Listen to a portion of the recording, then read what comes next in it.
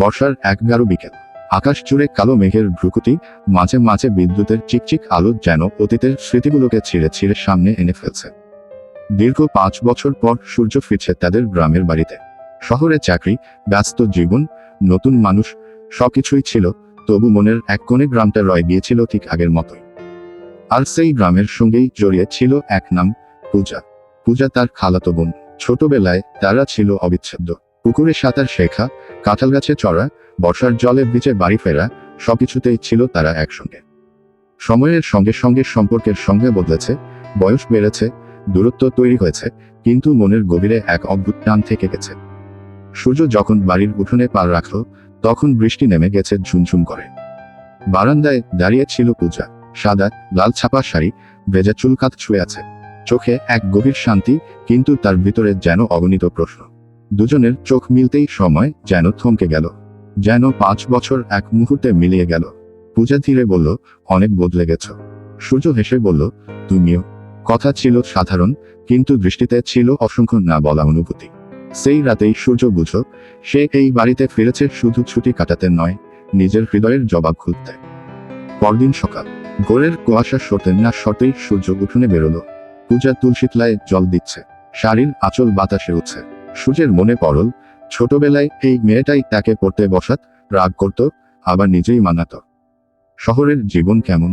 পূজা জিজ্ঞেস করল। ভিড়, শব্দ, ব্যস্ততা, কিন্তু শান্তি নেই। সূর্য বলল, এখানে শান্তি আছে। সূর্য একটু থেমে বলল, তুমি থাকলে আছে। পূজা চমকে তাকালো, কিন্তু কিছু বলল না। দিন কেটে যেতে লাগলো। তারা আবার আগের মতো গল্প করতে শুরু করলো। দুপুরে আমগাছের ছায়ায় বসে কথা, বিকেলে নদীর ধারে হাঁটা, রাতে ছাদে বসে আকাশ দেখা। প্রতিটা মুহূর্তে তাদের দূরত্ব কমতে লাগলো। একদিন বিকেলে হঠাৎ ঝড় উঠল। আকাশ কালো হয়ে এল। পূজা ছাদে কাপড় তুলতে গিয়েছিল। ঝড়ের দমকা হাওয়ায় সে সামলে উঠতে পারছিল না। সূর্য দৌড়ে গিয়ে তার হাত ধরল। মুহূর্তটা অদ্ভুত হয়ে উঠল। হাতের স্পর্শে যেন অচেনা কাঁপন। ঝড়ের শব্দের ভেতরেও তারা একে অপরের নিঃশ্বাস শুনতে পাচ্ছিল। পূজা আস্তে বলল, আমাদের এটা করা ঠিক না। সূর্য জিজ্ঞেস করল, কোনটা? এভাবে অনুভব করা। সূর্য চোখ নামান না। অনুভূতি কি জোর করে থামানো যায়? পূজা কিছু বলতে পারল না। সেই রাতে পূজা ঘুমোতে পারল না। জানালার পাশে দাঁড়িয়ে আকাশ দেখছিল। সূর্য নিজের ঘরে অস্থির। বহুদিনের চেপে রাখা কথা যেন বুকের ভেতর ধাক্কা দিচ্ছিল। পরদিন দুপুরে পুকুর পাড়ে সূর্য বলল, আমি আর লুকাতে চাই না। আমি তোমাকে ভালোবাসি, পূজা। অনেকদিন ধরে। শহরে গিয়ে বুঝেছি, যত দূরে যাই, তুমি তত কাছে চলে আসো। পূজার চোখ ভিজে উঠল। আমি চেষ্টা করেছি নিজেকে বোঝাতে এটা ভুল। সমাজ মেনে নেবে না, পরিবার মেনে নেবে না, কিন্তু তুমি কি আমাকে ভালোবাসো? সূর্য সরাসরি প্রশ্ন করল। দীর্ঘ নীরবতার পর পূজা বলল, হ্যাঁ। একটি শব্দ, অথচ তার ভেতরে ছিল বছরের পর বছর জমে থাকা আবেগ। এরপর শুরু হলো দ্বন্দ্ব। নিজেদের সঙ্গে, পরিবারের সঙ্গে, সমাজের ভয় নিয়ে। পূজার জন্য বিয়ের প্রস্তাব আসছিল। আত্মীয়রা চাপ দিচ্ছিল। খালা একদিন স্পষ্ট বললেন, এই সম্পর্ক মানা যায় না। সূর্য শান্তভাবে বলল, আমরা ছোট নই। আমরা দুজনেই প্রাপ্তবয়স্ক। আমাদের সিদ্ধান্ত আমরা নিজেরা নিতে পারি। কয়েকদিন বাড়ির পরিবেশ ভারী হয়ে রইল।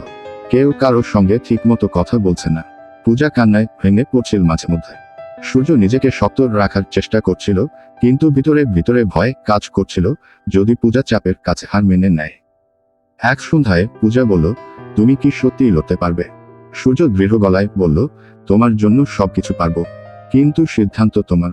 পূজা দীর্ঘশ্বাস ফেলে বলল, আমি তোমার হাত ছাড়তে চাই না। এরপর তারা পরিবারকে বোঝানোর চেষ্টা চালিয়ে গেল।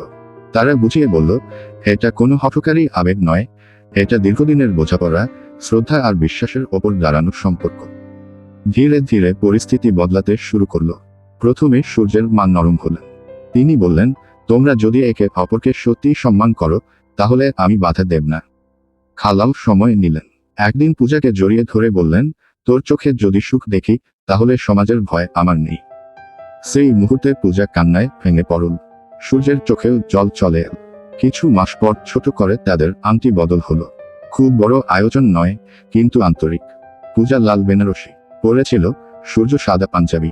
সবার সামনে হাত ধরে দাঁড়ানোর মুহূর্তে তাদের মনে হচ্ছিল, এই পথ সহজ ছিল না, কিন্তু সত্য ছিল। বিয়ের পর তারা শহরের নতুন সংসার শুরু করলো। ছোট ফ্ল্যাট, বারান্দায় টবের গাছ, সন্ধ্যায় একসঙ্গে চা। পূজা নতুন শহরে মানিয়ে নিতে সময় নিল, সূর্য পাশে ছিল সবসময়। রাতে মাঝে মাঝে তারা কথা বলতো স্ত্রীর প্রথম স্বীকারোক্তির দিনের কথা। পূজা বলতো, যদি সেদিন তুমি না বলতে। সূর্য হেসে বলতো, তাহলে হয়তো সারা জীবন আফসোস করতাম। তাদের সম্পর্ক শুধু রোমান্টিক টানেই সীমাবদ্ধ ছিল না, তারা ছিল একে অপরের সেরা বন্ধু। ঝগড়া হতো, মতভেদ হতো, কিন্তু ভেঙে পড়ত না বিশ্বাস। বছর ঘুরে আবার বর্ষা এলো। একদিন তারা গ্রামে ফিরল। পুকুরপাড়ে দাঁড়িয়ে সূর্য বলল, এখানেই তো সব শুরু। পূজা তার কাঁধে মাথা রেখে বলল, ভালোবাসা যদি সত্যি হয় তাহলে কোনো পথই নিষিদ্ধ থাকে না। আকাশে আবার বিদ্যুৎ চলছে উঠল, কিন্তু এবার সেই আলোতে ভয় ছিল না, ছিল নিশ্চিন্ততা। সূর্য আর পূজার গল্প কেবল প্রেমের নয়, এটা নিজের হৃদয়ের কাছে সৎ থাকার গল্প, সাহসের গল্প, সমাজের প্রশ্নের সামনে দাঁড়িয়ে নিজের সত্যকে বেছে নেওয়ার গল্প। আর সবচেয়ে বড় কথা, এটা দুই প্রাপ্তবয়স্ক মানুষের, যারা ভালোবাসাকে লুকিয়ে রাখেনি, বরং দায়িত্ব আর সম্মানের সঙ্গে গ্রহণ করেছে।